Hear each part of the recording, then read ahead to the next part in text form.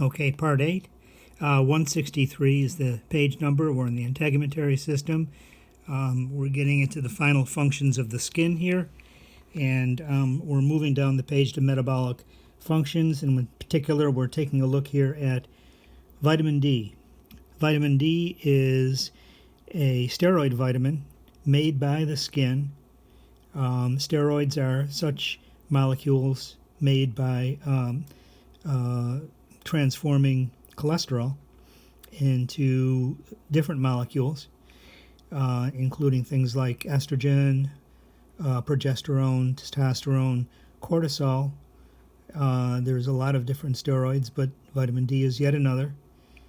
And vitamin D is, as they say here, something which is going to be helping calcium be absorbed by the digestive tract. So it is, in essence, a coenzyme in the transport of calcium across membranes. Now, we learned in 2016 that this is much more prevalent than we had imagined. Initially, we thought that activated vitamin D that gets activated at the kidney under the influence of parathyroid hormone, that it mainly acts on dietary calcium, but it turns out that, in fact, it actually acts on calcium permeabilities in the heart.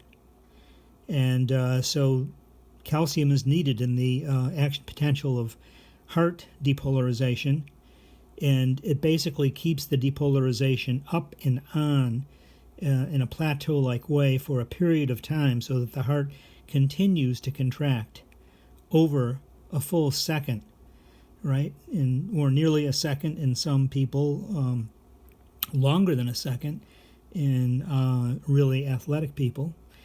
And you get a greater cardiac output as a result of that. And it's discovered use with congestive heart failure was what happened in 2016. They gave the vitamin D to people with end-stage congestive heart failure and got an 18% increase on average in terms of cardiac output, which was a tremendous benefit to those people.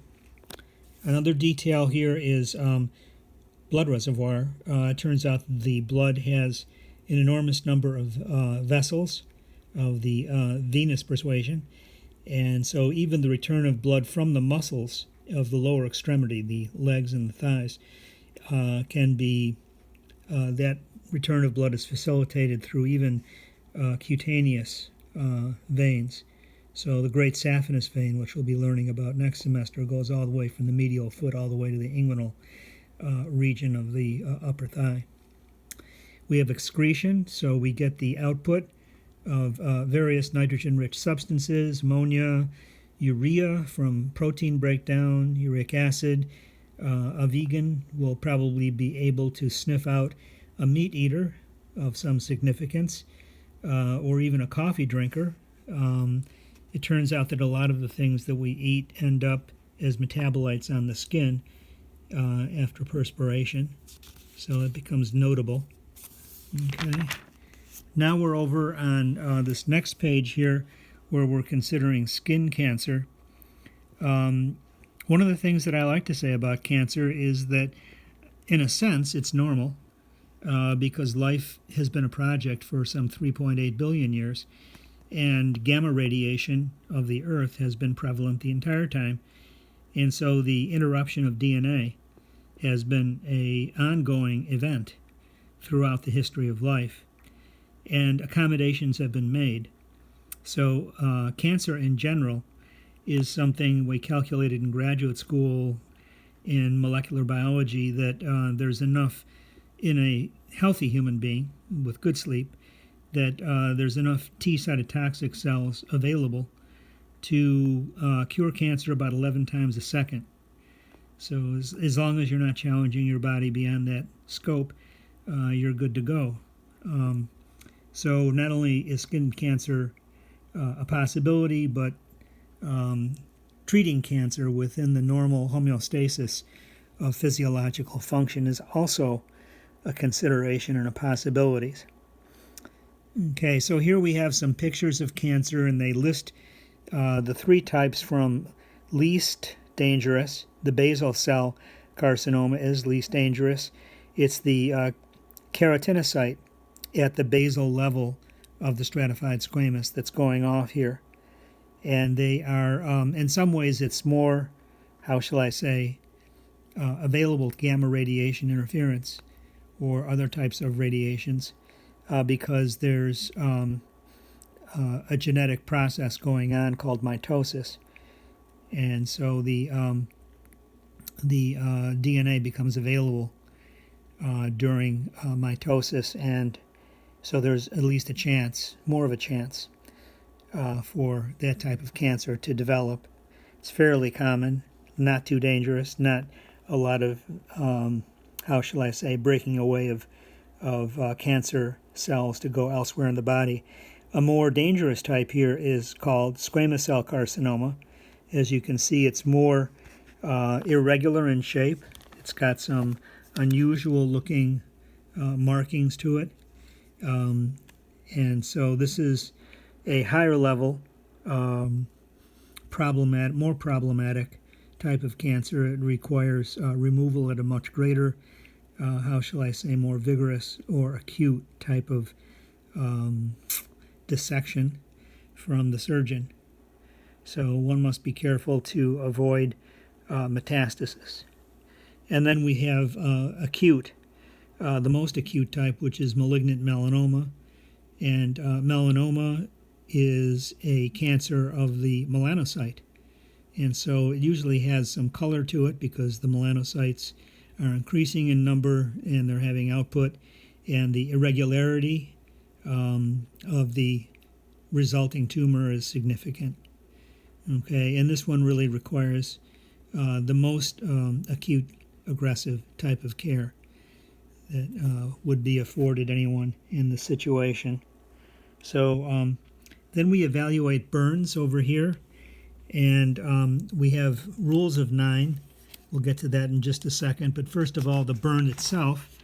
Here is depicted 3 types of burns.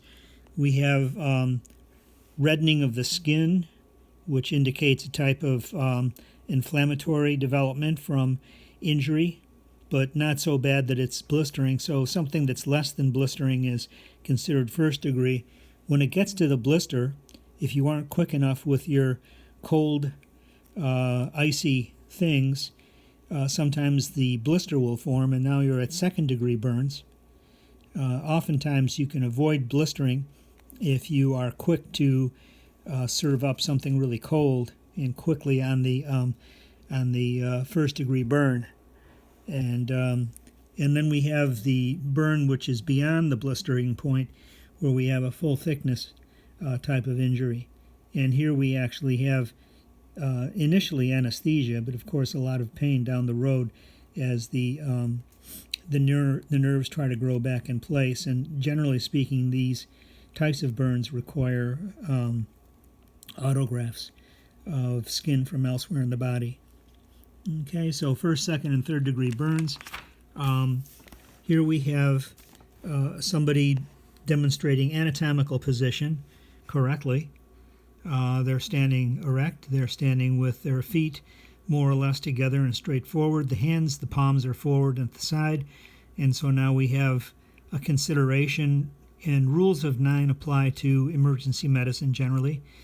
And so here, generally, if the head is injured, that person goes first no matter what, especially if it's an anterior facial type of injury, because we have special senses there and we have an airway. So whenever we have problems with the face in terms of trauma, that patient often goes first no matter what.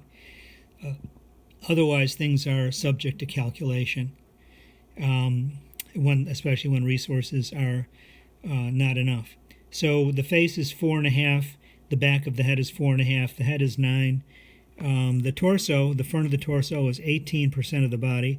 The back of the torso is 18%, altogether 36. The front of each upper extremity is 4.5%. The entire extremity taken together. One left upper extremity is going to be 9% of the body. Here we have 9 as the anterior facing half of the lower extremity. The one entire lower extremity is 18. So if you were to have this person have sustained something like a rash, for instance, or a burn, sometimes it's easier to think of this in terms of rash.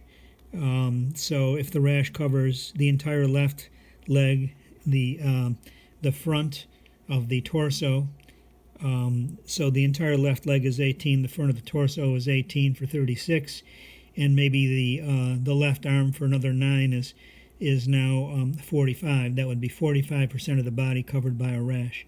So you can see how that works.